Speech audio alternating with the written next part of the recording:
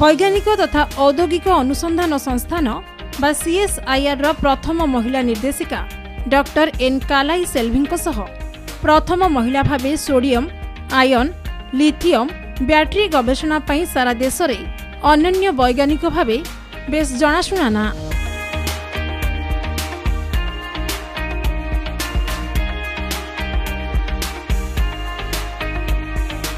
CSIR रो 80 वर्ष इतिहास रे महिला निर्देशिका भावे कार्यरत डॉक्टर एन कालाइसेल्वी विज्ञान को अधिक लोकाभिमुखी करबा एवं युवपीढ़ी को विज्ञान प्रति आकर्षित करबा क्षेत्र रे कार्य करुछंती।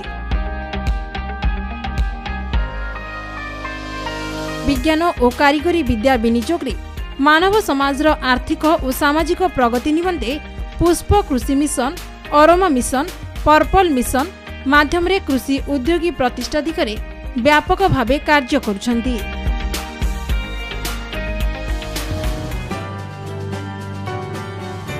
विशेषकर महिला माननकु विज्ञान को आकर्षित करिबा और आत्मनिर्भर भारत गठन दिगरे देशर 37टी CSIR संस्थान क्रियाशील करबा सह युव समाज को नूतन दिशा देबारे से चेष्टारत। आसंतु आज भेटिबा भारतर प्रथम CSIR महानिर्देशक डॉक्टर एन कालाइसेल्वी सह।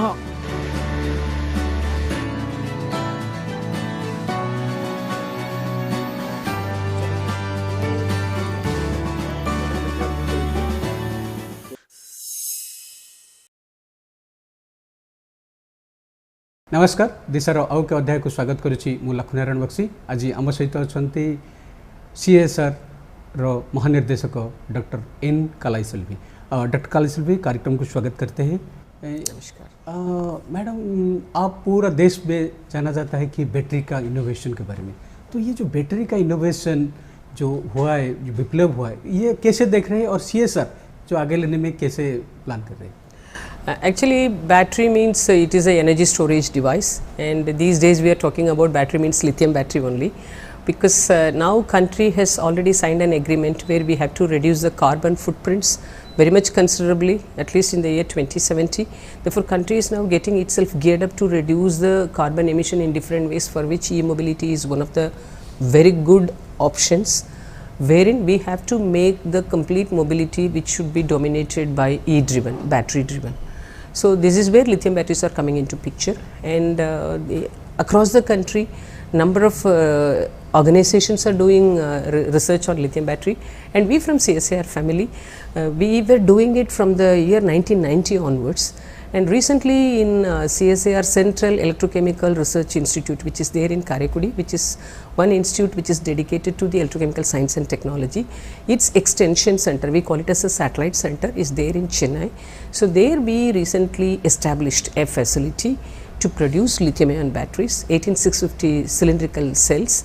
Per day you can produce 1000 cells. So this much the country is now coming up with a kind of infrastructure development as far as lithium batteries are concerned. CSIR redesigned as a innovation engine of India. How it will transform the entire billion people who are expecting the science for the society? It's a very interesting question, because now country is getting geared up for 2047. So we from CSIR, we are 80-year-old organization. So in this 80-year, even though the CSIR was established mainly to make our contributions pertinent to Indian industries, we should not disappoint the other areas of this country also, like whether it is MSME or startup or domestic or strategic sector. Therefore, all our science, technology and innovation STI should be made relevant to all the 5 fragments of this particular country, and therefore, in that particular area I would say that we are fully geared up, and we will definitely meet out the goals of 2047, for which we are coming up with a number of programs starting from CSIR 2030. Then we will be touching upon 2042, when CSIR will become 100 years old. Then we will touch upon 2047. So towards this journey, with the earned experience and capabilities in the field of research and innovation, we are now having a very strong background. So how best this science and technology could be completely translated into innovation component, and how we can become the innovation engine of this country, by means of which we can fulfill the requirements and dreams of India for the year 2047. So, with the far foresighted vision, this tagline of CSIR, the innovation engine of India, has been formulated. Our Prime Minister is focusing on circular economy, green economy, hydrogen fuel. How CSR is involving in that, and how it will be delivered for the societal development? I will just split it into two. One is circular economy, the other one is green economy. So, in the case of green hydrogen related thing, now government has announced this green hydrogen mission. CSIR has already launched green hydrogen mission 1 year back, and we are working. So, in that CSIR hydrogen mission, there is one lab called the CSIR National Chemical Laboratory. NCL Pune is taking the lead role. Along with the NCL, 8 to 10 CSIR laboratories are working, wherein we will be concentrating more on how best green hydrogen could be generated, because now hydrogen is available in all possible colors. In a lighter way, I used to say in all the WIBGR colors now hydrogen is available, whether it is pink hydrogen, blue hydrogen, brown hydrogen, like of all the colors now green hydrogen is the most sought after hydrogen. So, for this green hydrogen, how best we can generate hydrogen, that is number one. Second one is how best the hydrogen could be used, its application in terms of fuel cells, whether it is a PEM fuel cell, high temperature, low temperature, or I would say open cathode, closed cathode fuel cells. There also we are having number of leads. Then the last portion is how best you can store hydrogen.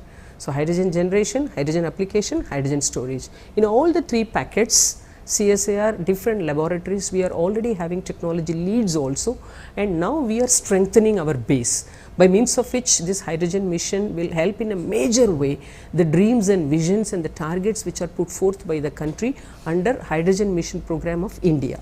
This is with respect to hydrogen mission. Now, coming to circular economy, this is a very, very important area, I would say.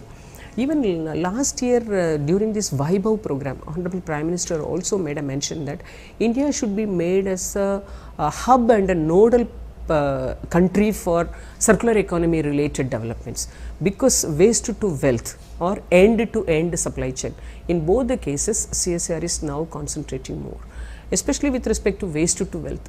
Any type of waste, whether it is a bio waste, agri waste, e-waste, chemical waste, solid waste, liquid waste, any kind of hazardous waste, geohazardous waste. So, we are addressing all these waste, and every lab in their own way they are trying to address this issue, and the circular economy itself is getting addressed by means of a very major mission program that will be kick-started in 2023 April in a big way.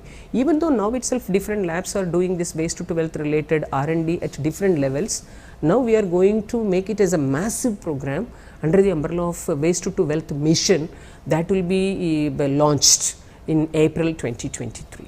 So, this is how, whether it is a circular economy or a hydrogen economy, we are very much finding our alignment with the Government of India for their vision and mission.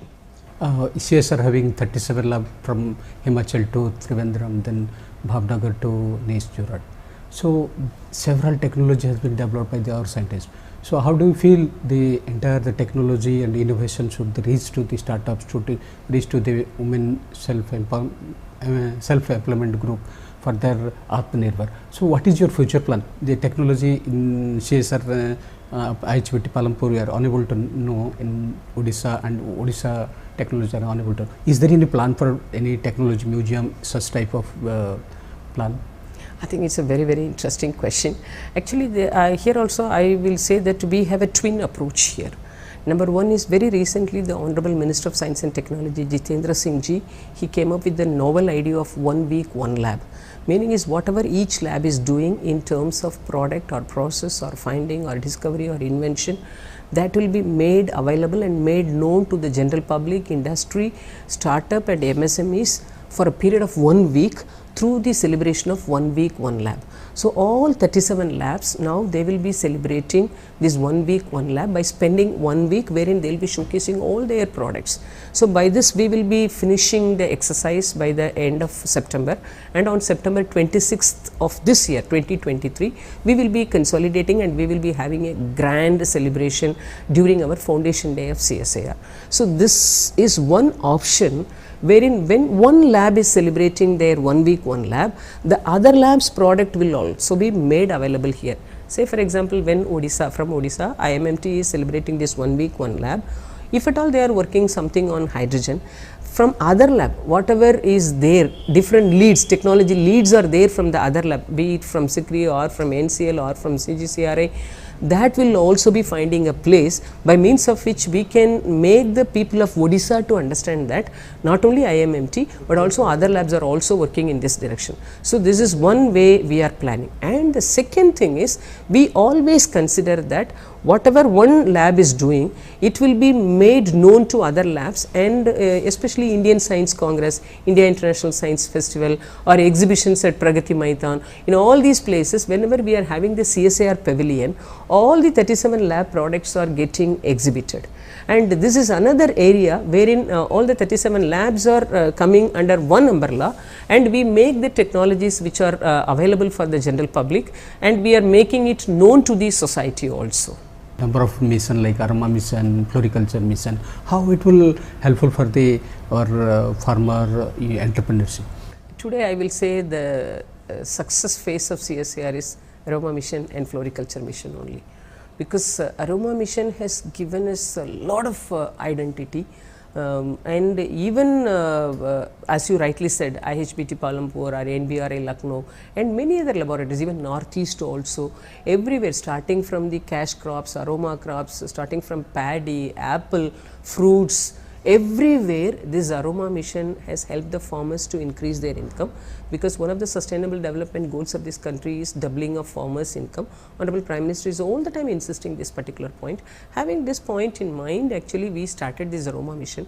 Our scientists are not only staying inside the laboratory, they are going to the field, actual field, they are working with the farmer, they are not only handshaking, they are hand holding them, starting from cultivation, maintenance of that one, and harvesting, then post harvesting storage, then reaching the market. They are connecting it, connecting the technology as well as the farmers with the market also, and even the products we are now making them to get even essential oil also, especially with respect to floriculture. You may be knowing CSIR is known for purple revolution.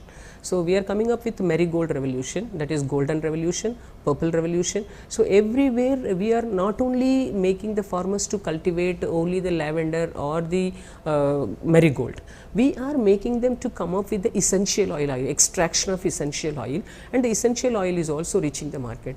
And you will be surprised to notice that India was really depending upon other countries for lemongrass oil.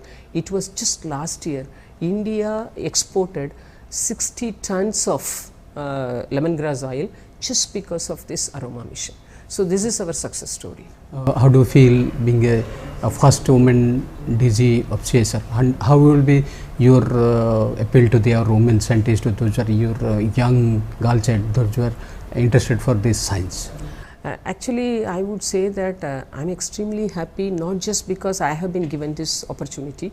I would say by way of occupying the chair of DG CSIR and Secretary DSIR, it is not the success of Kalaiselvi, it is the success of a women in science and technology. Meaning is, country was once telling that Jai Jawan and Jai Kisan.